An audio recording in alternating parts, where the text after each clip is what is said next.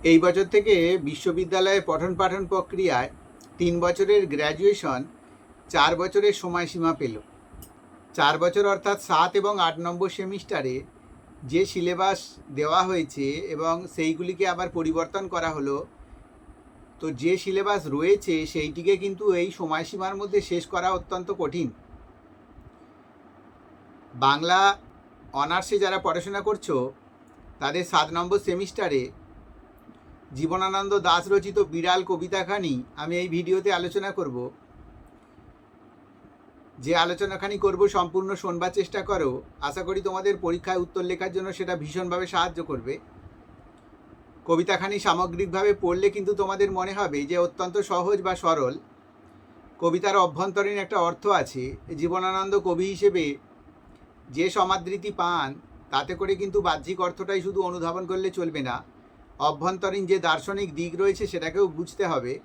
তবেই কিন্তু কবিতার প্রকৃত রূপটাকে তোমরা চিনবে এবং সেইটিকেই তোমাদের পরীক্ষাতে বাস্তবায়িত করতে হবে। তাই কবিতাখানি বিস্তৃতভাবে আমি আলোচনা করলাম, তোমরা শোনবার চেষ্টা করো। সারদা পাঠশালার তরফ থেকে প্রত্যেক ছাত্রছাত্রীকে জানাই আন্তরিক অভিনন্দন। জীবনানন্দ দাশের বিড়াল কবিতাখানি মাত্র কয়েকটি পংক্তিতে সমাদৃত। এই কবিতাখানিতে মানুষের মনের অবচেতন স্তরের একটা বিস্তৃত পরিচয় প্রকাশ পেয়েছে। পরাবাস্তবতা অর্থাৎ সুরিয়ালিজমের একটা দিকভঙ্গিমা এই কবিতার মধ্যে যে রয়েছে তা আমরা সহজেই অনুধাবন করতে পারি। আসলে এখানে বিড়াল একটা প্রতীক মাত্র। বিড়ালকে প্রতীক রূপে চিহ্নিত করে কবি কিন্তু এখানে অন্য কিছু কথা বলতে চেয়েছেন, সেইটি আমি প্রত্যেকটা পংক্তি অনুযায়ী আলোচনা করব।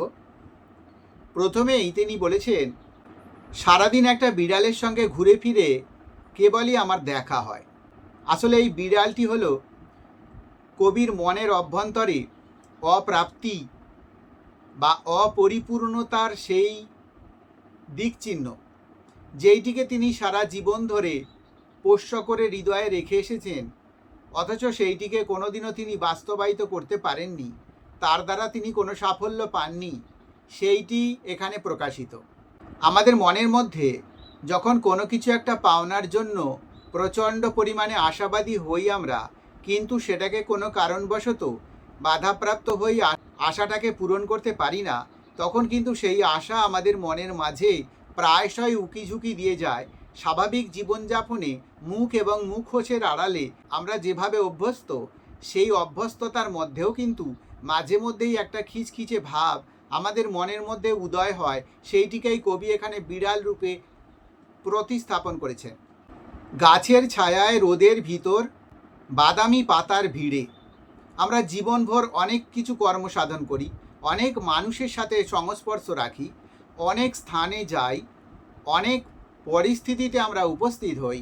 আমরা যে যেখানেই থাকি না কেন, যে কর্মসাধনই করি না কেন, যে আনন্দ দুঃখ অবহেলা কর্মসাধন ইত্যাদির মধ্যে যতই আমরা নিমগ্ন হই না কেন, আমাদের মনের মধ্যে কিন্তু সেই চিরকালীন যে প্রাপ্তির আশাটুকু সেটা কিন্তু বারবার উকিঝুঁকি দিয়ে যাবে বা বারবার আমাদের কাছে এসে হাজির হবে।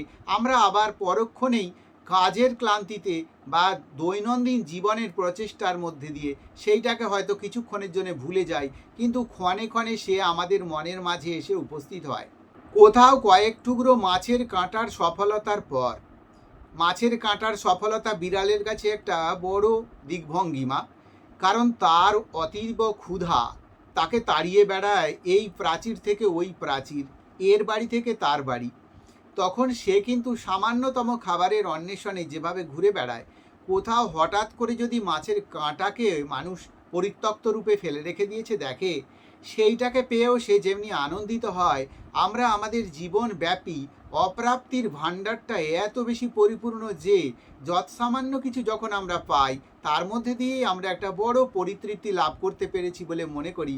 কিন্তু আমাদের চিরকালীন যে চাওয়াটা, যে ইচ্ছাটা, যে অনুভূতিটা, সে কিন্তু কোনো ক্রমেই ঢাকা পড়ে না, সে কিন্তু কিছুতেই আড়ালে যায় না, সে বারবার আমাদের কাছে মুখ দেখিয়ে যায়। তারপর সাদা মাটির কঙ্কালের ভিতর নিজের হৃদয়কে নিয়ে মৌমাছির মতো নিমগ্ন হয়ে আছে দেখি। আমরা আমাদের জীবন প্রক্রিয়াকরণে অনেক অনেক স্থানে গিয়ে অনেক সময়ে অতিরিক্ত আশা করেছিলাম যে বিষয়বস্তুটাতে, হয়তোবা সেটা না পেলেও তার আশেপাশে কিছু একটা পাই আমরা। বড় জাহাজ না পেলেও ছোট নৌকা পাই। সমুদ্রে স্নান করার ইচ্ছে থাকলেও সেটা সুযোগ না হওয়ার ফলে আমরা ডোবায় স্নান করেই তার পরিতৃপ্তি লাভ করতে চাই। এমনিভাবে আমাদের জীবনের ছোট ছোট সাফল্যগুলো কখনো কখনো আমাদের কাছে আসে, আমরা সেইগুলোকে নিয়ে সামান্য হলেও বা কয়েক মুহূর্ত হলেও একটু আনন্দ পাই, একটু আমরা উচ্ছ্বসিত হয়ে উঠি। কিন্তু চিরকালীন যে মনের ভিতরে প্রাপ্তির আশাটুকু, সেইটা কিন্তু নিভে যায় না, মরে যায় না। আমরা মানুষ, আমরা বাইরে কিন্তু অনেক সময় প্রয়োজন অতিরিক্ত হাসবার দরকার মনে করি। আমরা ভালো না থাকলেও মানুষের কাছে বলি ভালো আছি। আমাদের মনের মধ্যে কোন বিকৃত দিকভঙ্গিমা রয়েছে সেটাকে আমরা সভ্য জগতে কখনোই প্রকাশ করি না। কিন্তু মনের ভিতরে থাকা সেই বিড়ালটি, মনের ভিতরে থাকা সেই আশা আকাঙ্ক্ষাটি বারবার উকি দিয়ে বেরোতে চায়, বারবার সে দেখতে চায়, বারবার সে অনুভব করতে চায় এবং তার পরিতৃপ্তির ভাণ্ডারটিকে পূর্ণ করতে চায়। আমরা কোনো ক্রমে তাকে দমন করে, তাকে আটকে রেখে বাইরের একটা মুখোশের ভাবভঙ্গিমায় জগৎকে অতিক্রম করবার চেষ্টা করি। কিন্তু তবুও তারপর কৃষ্ণচূড়া গাছে নখ আঁচড়াচ্ছে। বিড়ালের নখে আঁচড়ানোর একটা স্বভাব আছে। বিশেষ করে কখনো কখনো গাছের যে অংশটা মাটি থেকে স্পর্শ করে রয়েছে সেই অংশতে মাঝে মধ্যে পা দিয়ে তাকে আঁচড়াতে দেখতে পাওয়া যায়।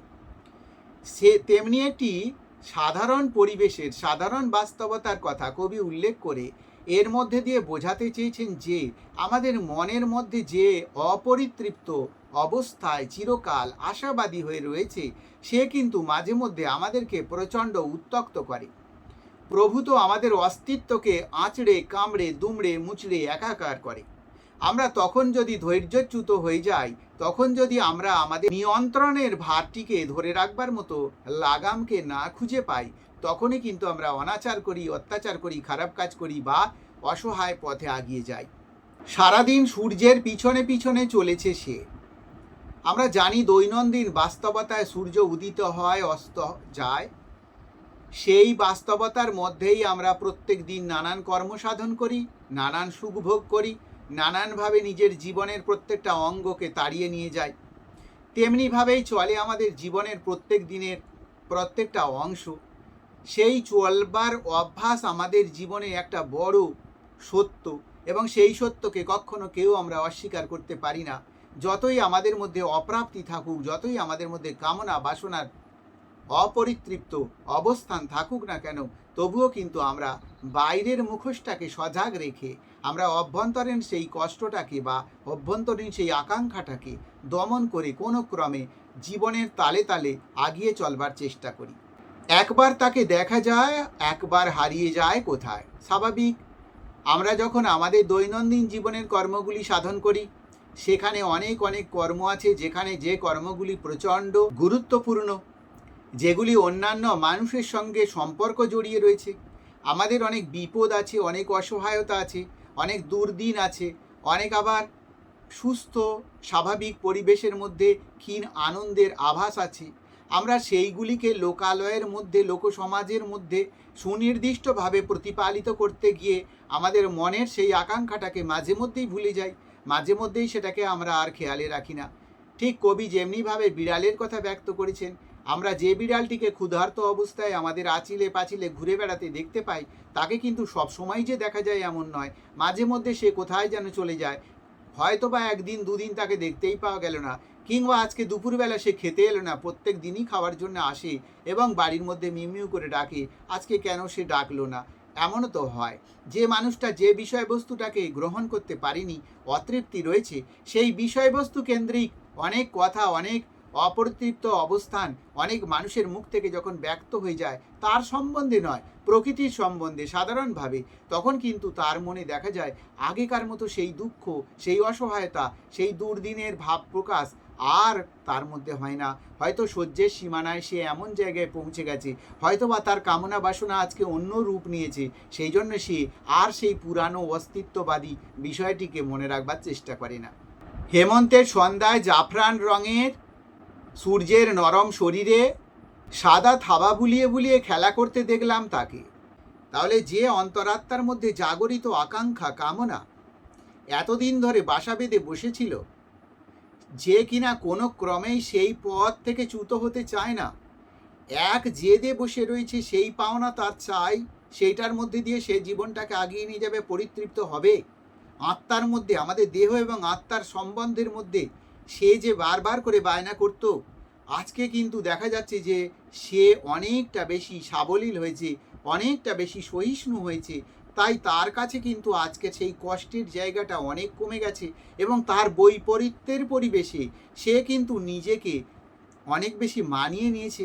আর সেখানে প্রতিবাদ করে না, আর সেখানে নিজের ব্যভিচারিতা, নিজের আকাঙ্ক্ষা, নিজের কামনাকে প্রকাশ করবার জন্য উদ্যম বের করে আনে না। আজকে সে অনেক বেশি নিজের পথে চলবার মতো একটা স্বাধীন চেতা রূপকে অবলম্বন করতে পেরেছে বলা চলে। তারপর অন্ধকারকে ছোট ছোট বলের মতো থাবা দিয়ে লুফে আনলো, সে সমস্ত পৃথিবীর ভিতর ছড়িয়ে দিল। আসলে বল আমরা জানি শূন্য হয়, মানে বলের মধ্যে মাঝখানের অংশটা শূন্য স্থান। আমাদের জীবনের আকাঙ্ক্ষাগুলো এরকম শূন্য, যা কিন্তু পরিপূর্ণ হয়নি, যা কিন্তু একেবারে ঘন নিবিষ্ট হতে পারেনি। তার সেই শূন্যস্থানকে পূরণ করবার সক্ষমতা আমাদের মধ্যে ছিল না, আমরা আনতে পারিনি। সেইগুলিকে, সেই অন্ধকারগুলিকে, যা পাওয়া যায়নি, যা অসহায় রূপে রয়েছে, সেই অন্ধকারগুলিকে আজকে বের করে সমগ্র সমাজের মধ্যে সে ছড়িয়ে দিতে চায়। এমনও মানুষ আছে, তার জীবনের ইতিকথাগুলোকে জীবনের একটা প্রান্তে এসে সে সকলকে জানিয়ে দিতে চায়। জীবনটা কিভাবে সে আগিয়ে নিয়ে এসেছে, কিভাবে সে কাটিয়েছে, কোন পরিস্থিতিতে তার এমন অবস্থা হলো, তা কিন্তু সে দীর্ঘদিন ধরে অন্তরের মধ্যে চাপা দিয়ে রাখা সত্ত্বেও সে কিন্তু একদিন সেইগুলিকে বের করে ফেলবার প্রবণতায় আকৃষ্ট হয়। এমন নারীকে দেখা গেছে যে কিন্তু নিজের শ্বশুরমশাইকে শুধুমাত্র বাঁচিয়ে রাখবার জন্য, সুস্থ রাখবার জন্য বিদেশে থাকা তার স্বামী বেঁচে রয়েছে এবং এখনও সে চিঠি পাঠায়, এখনও সে টাকাপত্র পাঠায় ইত্যাদি বলে বৃদ্ধ শ্বশুরকে বাঁচিয়ে রেখেছে দীর্ঘদিন। অবশেষে বয়সের ভার ক্লান্তিতে বৃদ্ধ শ্বশুর যেদিনকে মারা গেছে, সেই দিন দেখা গেছে সেই রমণীকে বৈধব্য পালন করতে মানুষ চমৎকৃত হয়েছে। মানুষ তার বিরুদ্ধে অনেক মন্তব্য করেছে, তার নামে অনেক কুৎসা ছড়িয়েছে, কিন্তু আসল বাস্তবতাটা ছিল এই, তার জ্ঞানের মধ্যে সব কিছুই ছিল। তার স্বামী যে মারা গেছে সেই সংবাদ সে যথাসময়ে পেয়েছিল, কিন্তু এই বৃদ্ধ শ্বশুরের কাছে সেই কথাকে উন্মোচন করলে, যার আরও 5 বছর বাঁচবার সম্ভাবনা রয়েছে, সে কিন্তু 5 দিনের মধ্যেই সন্তানের হাহাকারে, সন্তান হারানোর ব্যথা যন্ত্রণায় সে প্রাণ হারাবে। তাই এই রমণী দীর্ঘদিন নিজের হৃদয়ে সেই ব্যথা যন্ত্রণাকে চেপে রেখে এতদিন সাংসারিক ক্রিয়াকলাপগুলোকে অতিক্রম করেছিল। কিন্তু শ্বশুরমশাই যখন মারা গেল, তখন স্বামীর সেই মৃত্যুটা জনসমাজের কাছে, লোকসমাজের কাছে বা তার ব্যক্তিগত জীবনের কাছে আর আড়াল করবার কোনো প্রয়োজন নেই। তাই তিনি হঠাৎ করে সেটাকে উন্মোচন করেছেন, মানুষের কাছে সেই জবাবটাও দিয়েছেন, কেন তিনি তাহলে এতদিন এইভাবে ছিলেন ইত্যাদি। অর্থাৎ আমরা আমাদের জীবনের একটা অংশে গিয়ে আমাদের মনের মধ্যে থাকা সেই শূন্যস্থান, সেইগুলোকে কিন্তু সমগ্র একত্রিত করি, আমরা জনগণের মধ্যে প্রকাশ করে দিয়ে আমাদের জীবনের ইতিকথা কী, আমাদের জীবনের রহস্য কী, আমাদের জীবনের কোন জায়গায় কত বেশি আঘাতপ্রাপ্ত হওয়া সত্ত্বেও আমরা সহিষ্ণুভাবে জীবনটাকে এতদূর কাটিয়ে এতদূর টেনে নিয়ে এসেছি, অনেক সময়ই আমরা বলবার প্রবণতায় আকৃষ্ট হই। কবি এখানে সেই কথাটিকেই বলতে চেয়েছেন।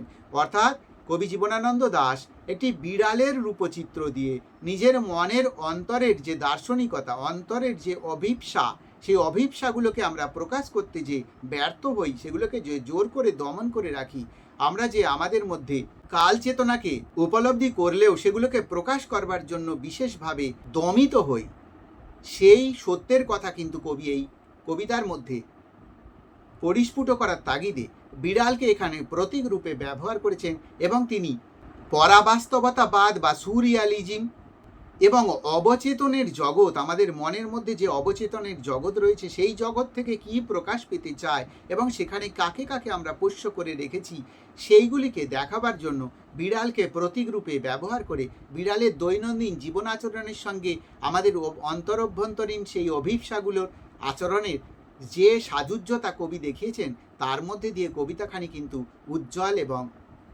অতি উৎকৃষ্ট ভাব সমন্বয়ের গঠন হয়েছে বলে আমরা স্বীকার করতে পারি। যারা 7 নম্বর সেমিস্টারে পড়ছো, তাদের বাংলা বিষয়ের বাংলা অনার্সের যদি কোনো নোটসের প্রয়োজন হয়, কোনো সাজেশনের প্রয়োজন হয়, বা তোমাদের পাঠ্যগুলি যদি এইভাবে আলোচনা করে দিলে তোমাদের সহজ হচ্ছে বলে মনে করো, তাহলে তোমরা কমেন্ট করে জানাতে পারো। স্ক্রিনের মধ্যে আমার হোয়াটসঅ্যাপ নাম্বার দেওয়া রইল, তোমরা আমার সঙ্গে হোয়াটসঅ্যাপে যোগাযোগ করতে পারো। আগামী দিনে তোমাদের বিষয়ের আরও ভিডিও দেখবার জন্য এই চ্যানেলের সঙ্গে থাকো। আবার তোমাদের সঙ্গে তোমাদের বিষয়ের কোনো ভিডিওতে নিশ্চয়ই দেখা হবে। এই বলে এই ভিডিও শেষ করলাম।